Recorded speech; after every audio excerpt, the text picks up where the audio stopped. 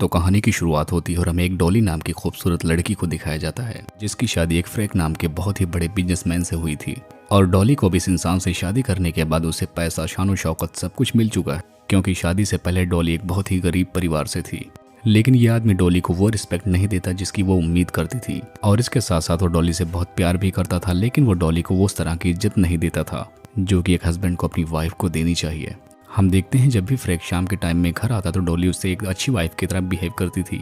अब धीरे धीरे डॉली भी इन सब के रोज के कामों से बोर होने लगी थी। अब हम देखते हैं कि डॉली का सपना बॉलीवुड में जाने का होता है, लेकिन उसका हस्बैंड उसे अकेले कहीं भी नहीं जाने देता था। इसी वजह से उसका एक्ट्रेस बनना पॉसिबल नहीं हो पाया, जिसकी वजह से उसे सिर्फ घर में ही रहना और संभालना होता है। और यहाँ पर डॉली फ्रेड को छोड़ भी नहीं सकती थी, क्योंकि उसे उसके पैसों और ऐसे आराम की आदत पड़ चुकी थी। एक दिन जब डॉली फ्रेड की फैक्ट्री में घूमने के लिए जाती है, तब वहाँ पर उसे ऑटो नाम का एक वर्कर दिखाई देता है। और हम देखते हैं कि ऑटो डॉली से लगभग 15 साल छोटा था और वो वहीं फैक्ट्री में मशीन रिपेयरिंग का काम किया करता था। अब इतना सब कुछ जानने के बाद डॉली अपने घर की मशीन को जानबूझकर खराब कर देती है, क्योंकि उसे पता होता है कि ऑटो एक मैकेनिक है तो वो जरूर इस मशीन को बना देगा। अब जब डॉली के कहने पर फ्रेड ऑटो को मशीन ठीक करने के लिए उसके घर पर भेज देता है, तब वो आता है और मशीन ठीक करके वहां से जाने लगता है। लेकिन इसके बावजूद डॉली अपनी मशीन को बार बार खराब करने लगती है, जिसकी वजह से ऑटो का उसके घर पर आना जाना लगा रहने लगा था। फ्रेड जब भी अपने घर से बाहर निकला तभी वहां पर ऑटो कुछ देर बाद पहुंच जाता था, और यहाँ पर ये दोनों काफी रोमांटिक होकर भरपूर मजे लेते थे। ऑटो को यहाँ पर पता होता है कि वो अपने से 15 साल बड़ी लेडी के साथ रिलेशनशिप में है, लेकिन अब तो उसे भी डॉली की आदत लग चुकी थी और वो भी अब डॉली के साथ रहना चाहता है और उसी के साथ अपनी फैमिली बसाना चाहता है। वहीं डॉली भी ऑटो के साथ काफी खुश होती है और डॉली भी ऑटो के साथ पूरी जिंदगी बिताना चाहती है, लेकिन इसके साथ साथ उसे फ्रेड के पैसों का भी लालच होता है। बेशक वो फ्रेड से खुश नहीं रहती, लेकिन जो वो ऐशो आराम की लाइफ जी रही है उसे उसके फ्रेडों के अलावा कोई नहीं दे सकता, इसलिए उसका फ्रेड को छोड़ना पॉसिबल नहीं था। और ये दोनों ऐसे ही बहुत दिनों तक ऐसे मिलते जुलते और मजे कर रहे थे।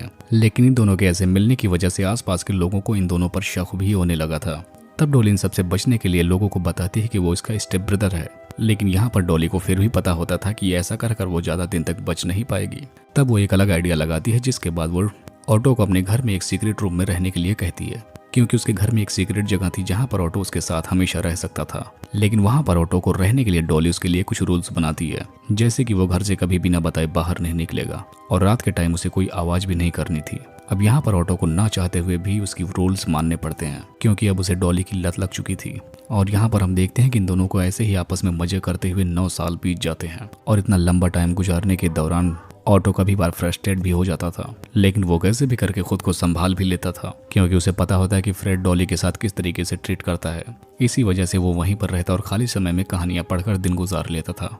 और इसके साथ साथ डॉली भी जानते हैं कि ऑटो काफी टाइम से बाहर नहीं गया है, जिसकी वजह से वो भी फ्रस्ट्रेट हो रहा है, जिसकी वजह से वो उसे एक दिन सीक्रेट बार में लेकर जाती है। लेकिन ऑटो जब अचानक से इतने लोगों के बीच में जाता तो उसे वहां पर घबराहट होने लगती है, क्योंकि वो 9 साल तक समझो उम्र कैद काट रहा था। एक तरीके से वो मेंटली बीमार हो चुका था, लेकिन अब उसका डॉली के साथ रहने के अलावा कोई और रास्ता नहीं था। अब वहीं दूसरी तरफ डॉली को देखते हैं जो कि फ्रेड से छुटकारा पाने के लिए कुछ प्लान बनाने लगती है। सबसे पहले तो वो काफी महंगे इंश्योरेंस करवाती है, ताकि उसे फ्रेड के बाद भी काफी अच्छी खासी लाइफ स्टाइल जीने में कोई दिक्कत ना हो।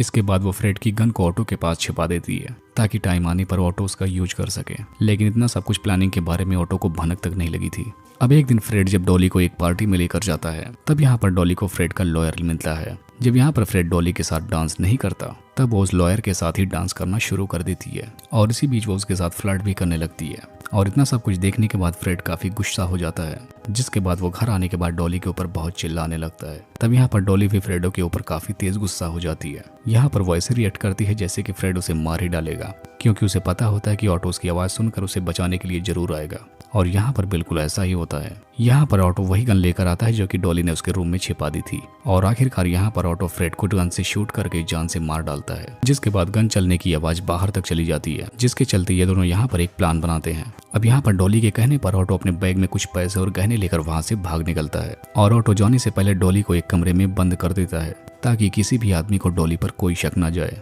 अब जब पुलिस यहाँ पर आने के बाद जांच करने लगती है, तब उसे फ्रेड की जेब से उसका वैलेट मिलता है। तब वहाँ के पुलिस इंस्पेक्टर को शक होने लगता है, लेकिन यहाँ पर डॉली के खिलाफ कोई भी सबूत न मिलने की वजह से वो डॉली को अरेस्ट नहीं कर पाता।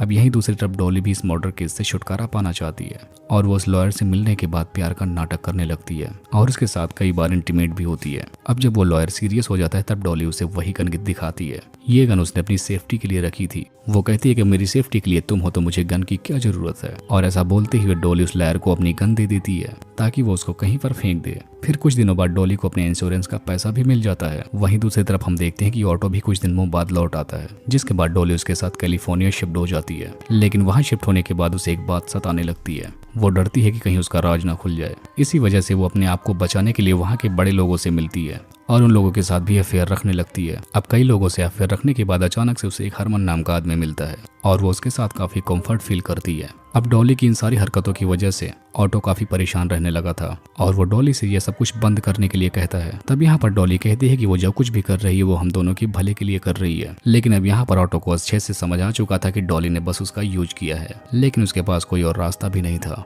जिसकी वजह से उसे मजबूरी में डॉली के साथ ही रहना पड़ता है। तभी कुछ दिनों बाद लॉयर को पता चलता है कि डॉली उसको धोखा देकर सारे पैसे लेकर वहां से भाग चुकी है, जिसकी वजह से वो काफी गुस्सा होता है और वो पुलिस को वही गन देकर डॉली को अरेस्ट करने के लिए कहता है। और उस गन की मिल जाने के बाद पुलिस को भी शक हो जाता है कि शायद उसकी मर्डर में डॉली का ही हाथ हो, जिसके बाद ये लोग अब कैलिफोर्निया जाने के लिए तैयार हो जाते हैं ताकि वहां पहुंचकर डॉली को अरेस्ट कर सकें।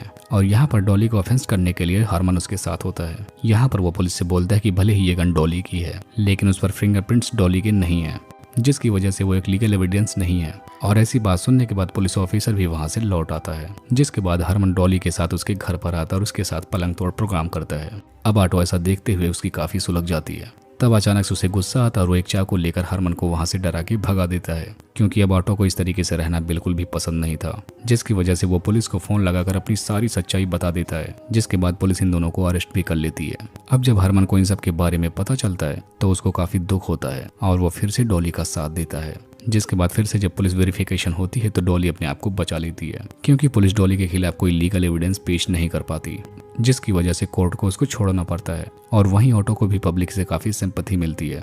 पब्लिक का मानना था कि डॉली ने ऑटो का यूज करके उसे फंसाया है, जिसके चलते ऑटो भी अब कोर्ट से छूट जाता है। अब जेल से छूटने के बाद ऑटो वापस अपनी कंट्री में आ जाता है, क्योंकि अब वो डॉली से ब्रेकअप कर चुका था। वहीं दूसरी तरफ हम देखते हैं कि डॉली अपने आखिरी लवर से शादी कर लेती है, लेकिन इसके कुछ ही दिनों बाद उसकी मौत भी हो जाती है। और इसी को दिखाते हुए इस मूवी का यहीं पर एंड हो जाता है। लेकिन यह मूवी एक सच्ची घटना पर आधारित है।